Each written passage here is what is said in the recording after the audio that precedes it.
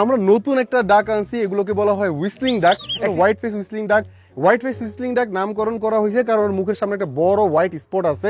সাইজে আমার অন্য আমার কেজে যতগুলো ডাক আছে সবগুলোর থেকে একটু লম্বা, পা লম্বা লম্বা, এবং ওরা খুব সুন্দর করে ডাকে।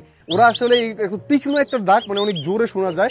এই ডাক দিয়ে ওদের কমিউনিকেশন করে। ওরা হলো কলোনি ডাক, মানে একসাথে অনেকগুলো ডাক একসাথে থাকতে পছন্দ করে।